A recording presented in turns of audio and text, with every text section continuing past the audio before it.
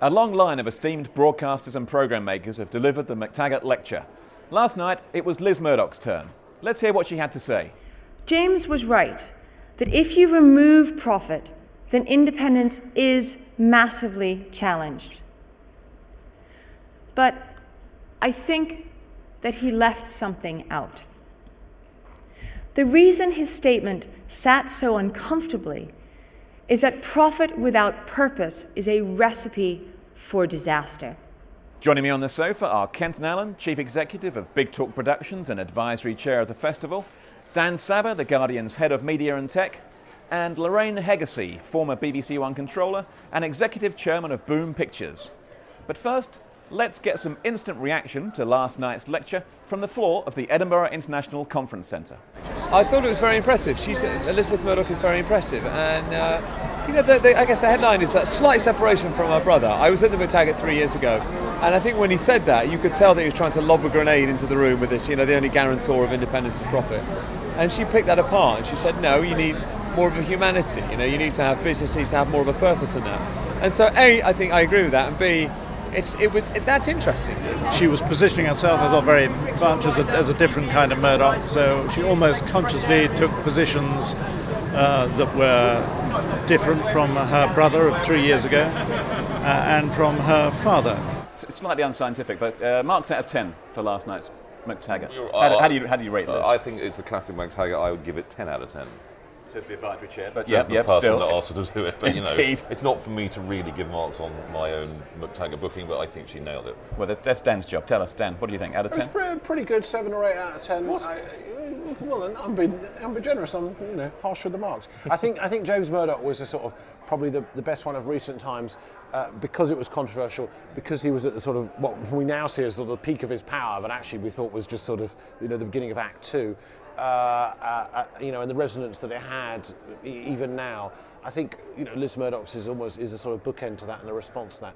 It doesn't mean it wasn't significant, but not quite at that league. I would just argue that because I think from a journalistic point of view, James was a better story, but in terms of a point of asking Elizabeth to do, which was to talk about creative leadership and a sort of call to arms for creativity, I think that was why it was a 10 out of 10 for me, because she was on message in terms of what the festival was about. And the festival was about the creative business of television production, and that's why she was doing it. She wasn't here to address the issues of the last 12 months. Yeah, Lorraine, I guess different people look for different things from a MacTaggart. As a journalist, you look for the news angle. As a the festival organisers, you look to address the themes of the festival. And for her, well, what do you think? What was it for her? What did you get out of it? I think it was about positioning herself, both within our industry and also within the kind of Murdoch empire, and in relation to what has been happening at News International and News Corp over the last year. So it sort of worked on several levels.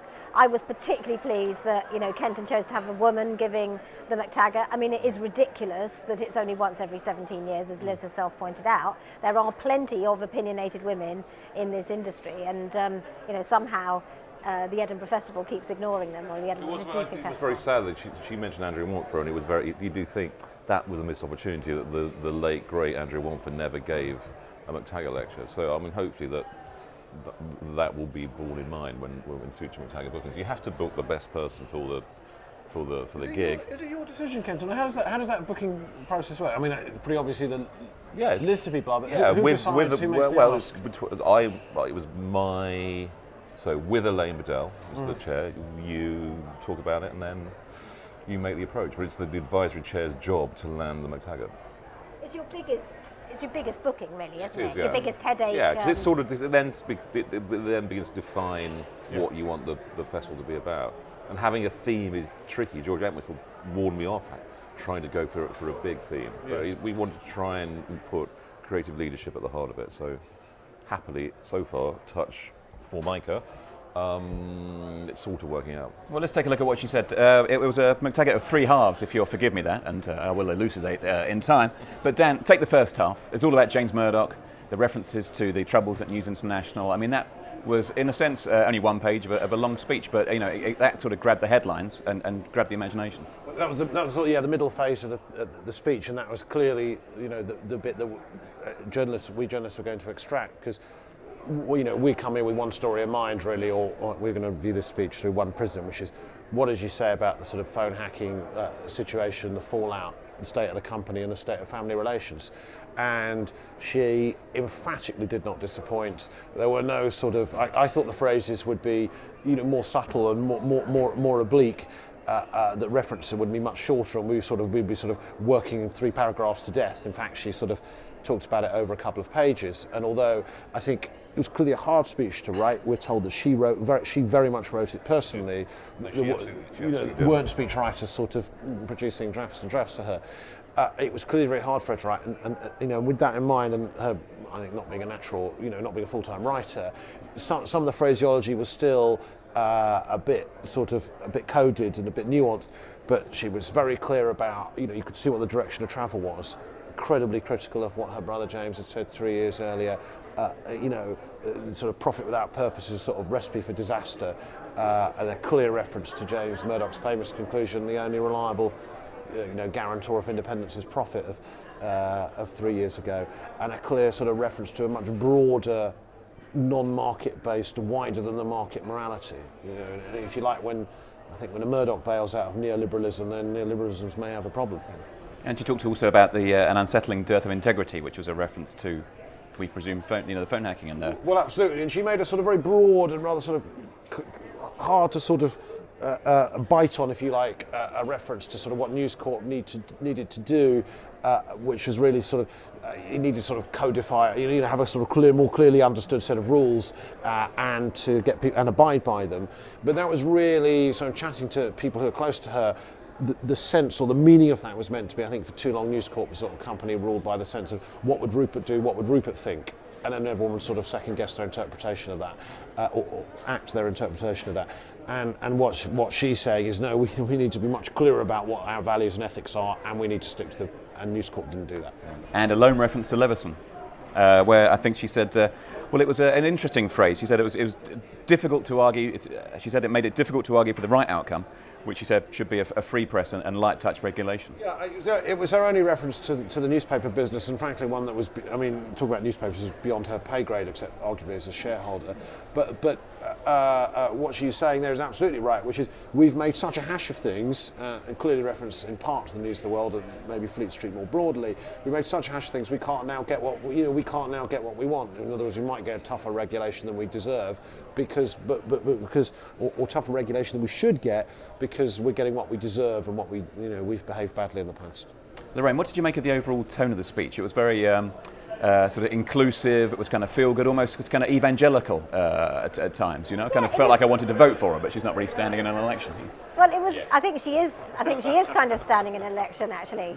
I think she's a very, very clever woman and a very skillful operator, and she will have thought very carefully about giving the MacTaggart, particularly this year. And the one word that I would say, for me, sums up what she's done is bravery. Brave to step outside the family firm and set up Shine all on her own, putting herself on the line. It has worked really, really well, but it might not have done. Brave to choose to do the MacTaggart this year rather than any other year, because although this morning when Steve Hewlett was grilling her really well, she did say, well, I thought we were going to speak about television, and of course it was all about the Murdoch family and phone hacking and all that, the fallout from that. She didn't have to expose herself in that way to all these questions from the whole industry, from the press. This is a goldfish bowl here. If you say anything, it's going to get widely reported. So I think that was very brave.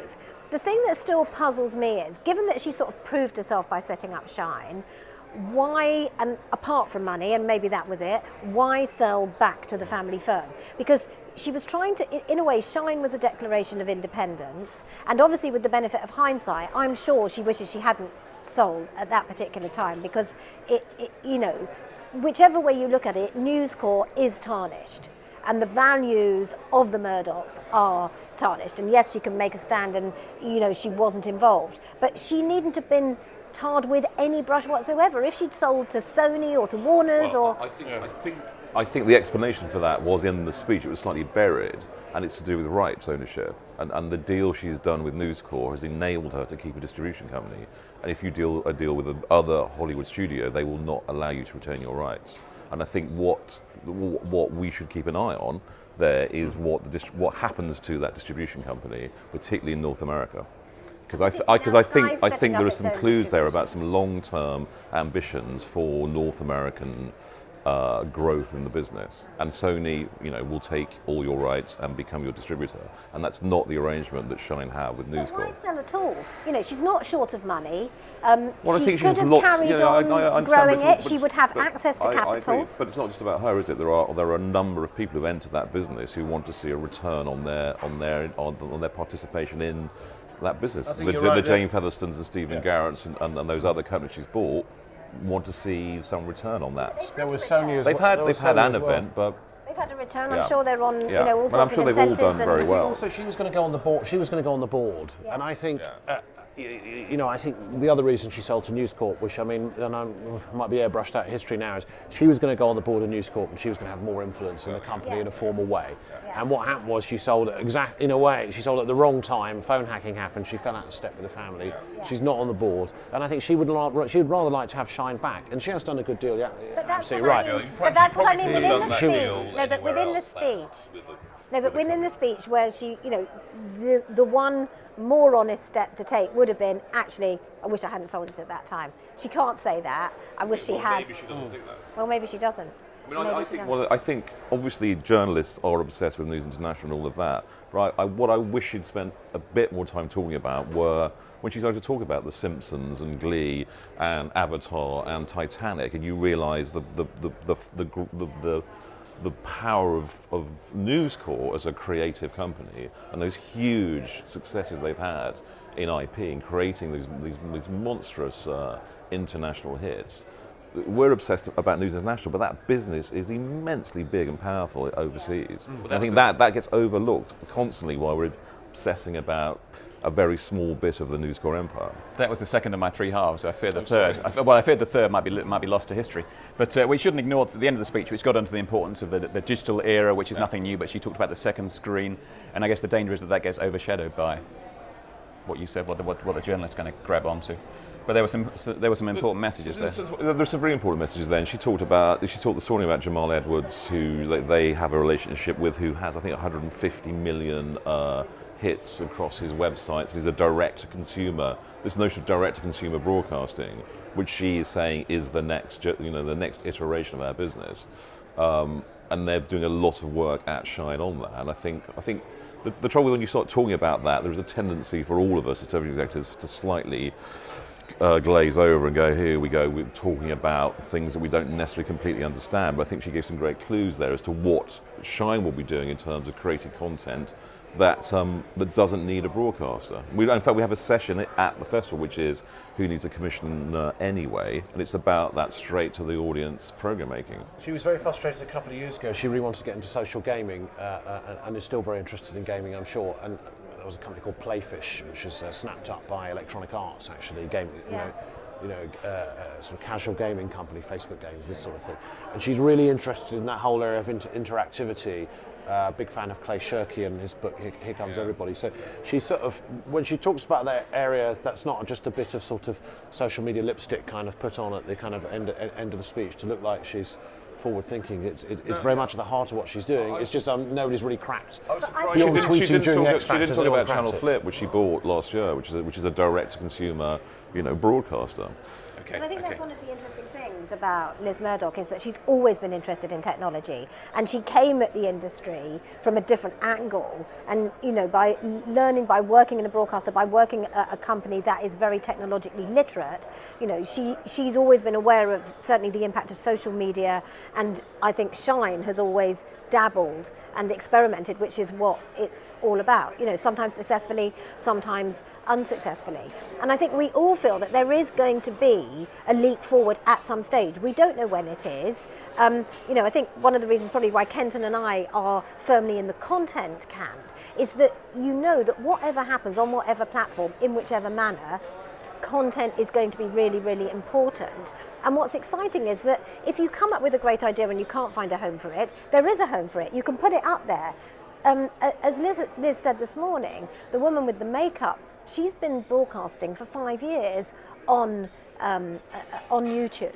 And it's a long-term game. You've got to be prepared to invest. You've got to be prepared to experiment. If you put a bit of money behind it, something might stick. And eventually you can see a world in which, if you had the right property, and that might be a big celebrity, and that's the sort of thing that Channel Flip have done with comedians, but you know, if you imagine that Simon Cowell decided that the next show with him on it was going to launch on YouTube, and he would get sponsors to back it, they would be falling over themselves, he would have exactly the same budget, he wouldn't have, you know, any mediation from commissioners, he wouldn't have to give away the advertising revenue or anything like that, and he says, you know, okay, at 7 o'clock, you know, UK time, I'm going to launch my show, you can bet people will watch, or bigger still, you know, 7 o'clock US time, and we would all tune in and everybody will be able to watch it at different stages. And that has to happen sooner or later. It hasn't happened yet, and it may happen on YouTube or it may happen on another platform. And I think that's what Liz is talking about.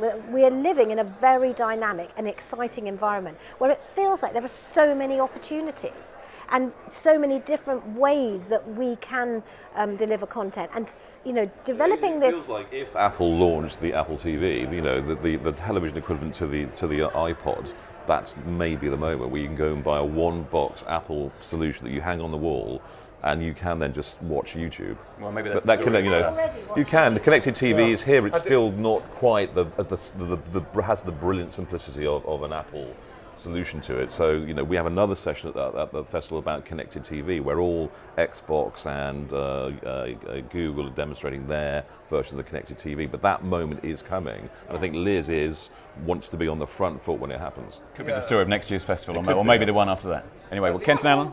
Right, sorry, Lorraine, I've got to stop you there. It's more Heggessey on YouTube. My thanks to Mr. Kenton Allen, to Dan Sabbagh, and to Lorraine Heggessey.